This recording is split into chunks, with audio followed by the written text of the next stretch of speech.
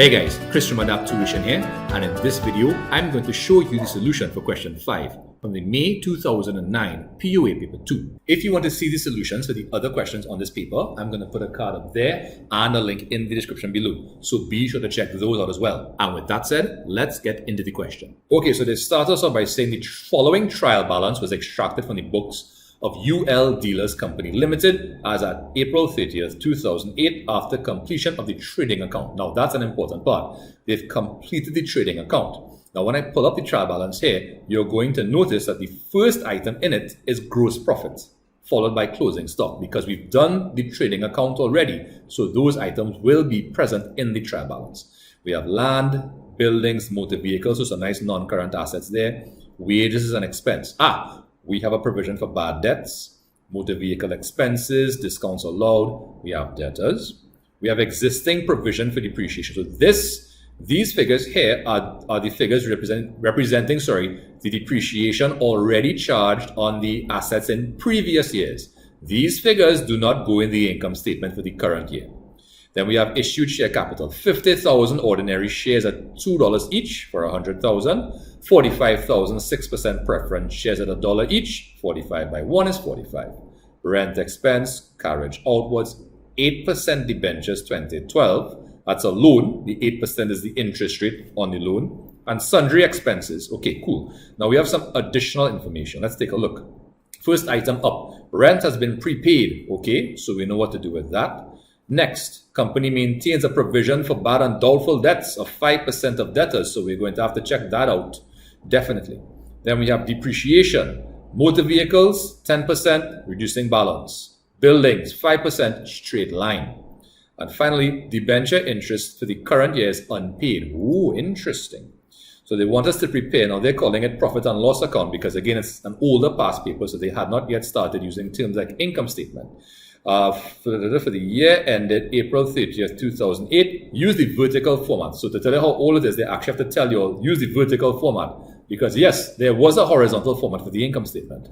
Let's not get into it. Okay, cool. So be sure, of course, to head up income statement. UL Dealers income statement for the year ended 30th April 2008. The first item we're going to put in is the gross profit. So let's put that in. Now we didn't have any additional revenues, right? I even checked the provision for bad debts. It was actually an increase. If it was a decrease, we would have to add that decrease, right? If you want to check out an income statement playlist to help you know what to do in each of these cases, I'm going to put a card up there. Be sure to check it out. I actually take each of the adjustments, accruals and prepayments, provision for bad debts, provision for depreciation separately, and then I put them together. So you can check out any and all of the videos you like. But let's continue here. So less expenses. Okay, so let's go back in the trial balance. The first expense I'm seeing is wages, right? So there were no adjustments to wages to be made, so we're going to put wages straight out the bat there. The next item I'm seeing is the provision for bad debts. Now, the provision for bad debts itself is not an expense. The adjustment to it can be an expense if it is increasing. How do we know if it's increasing? Right. Let's go down to the note 2. It says the company maintains a provision for bad and doubtful debts of 5% of total debtors. Okay, we're going to go back up in the trial balance. We're going to find debtors. That's 29,500. 5% of that is 1475, right? You could double check in your calculator. If you want 5% of 29,005 is 1475. The existing provision is $920. So go from 920 to 1475, we have to increase. So let that register first. We have to increase. And to do that, the amount of the increase is 555. And that is treated as an expense item because the double entry is debit to income statement, credit to the provision for bad debts.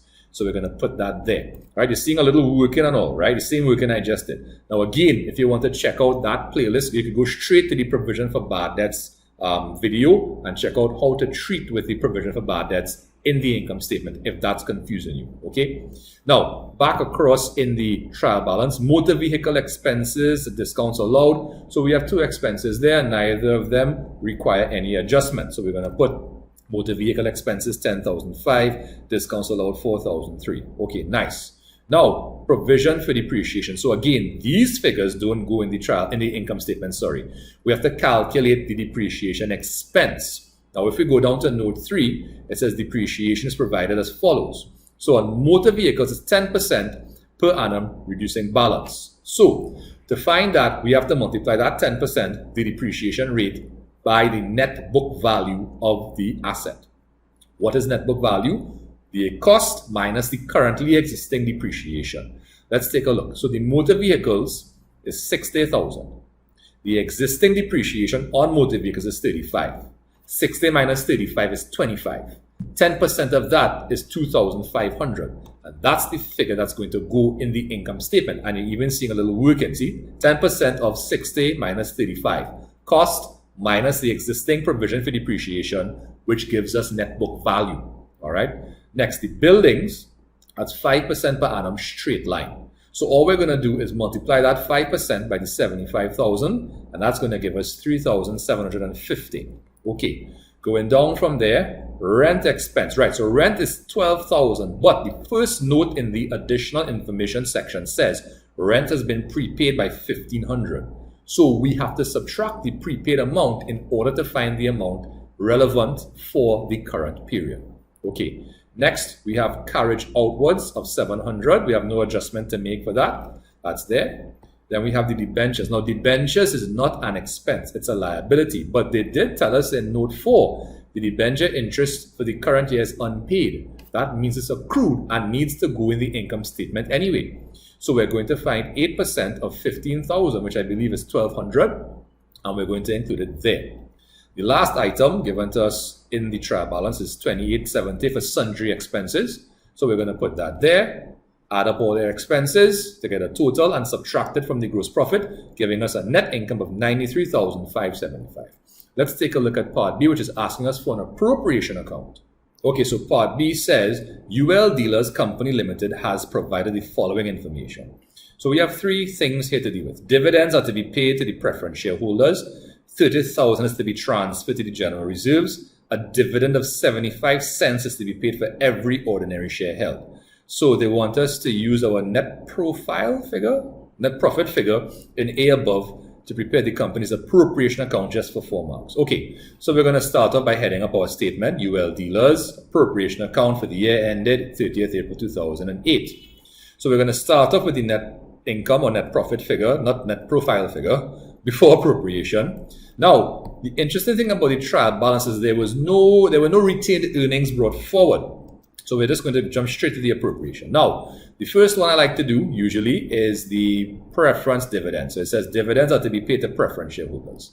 Now, in your trial balance, it says you have $45,000 worth of 6% preference shares. So you're going to multiply the 6% by the value of the preference shares, which is 45,000, which is going to give us 2,700. The next thing I like to do after that is deal with the ordinary dividends, 75 cents for each and every ordinary share held.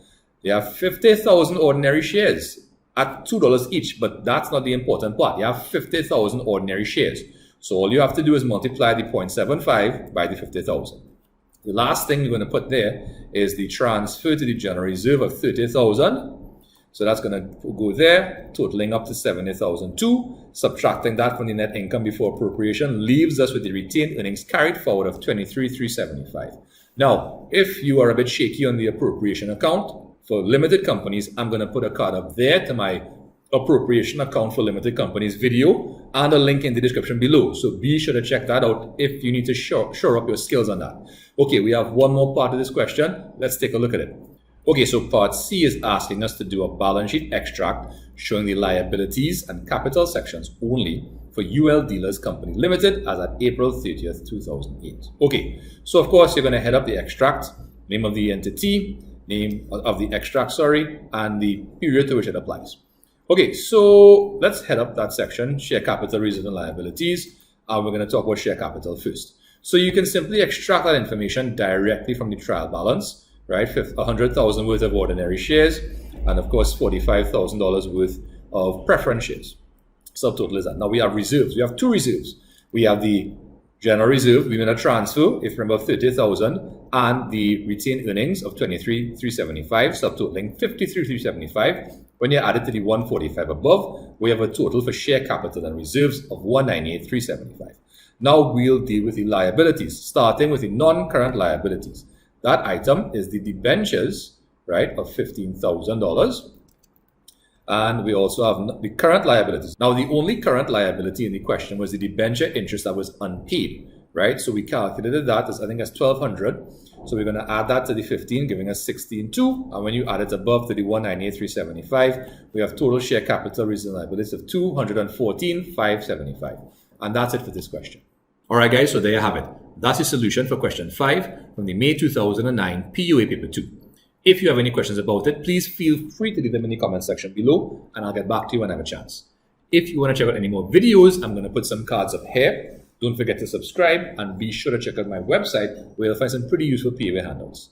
Anyway, guys, as per usual, thank you so much for watching. Take care of yourselves, and I'll see you next time. Bye.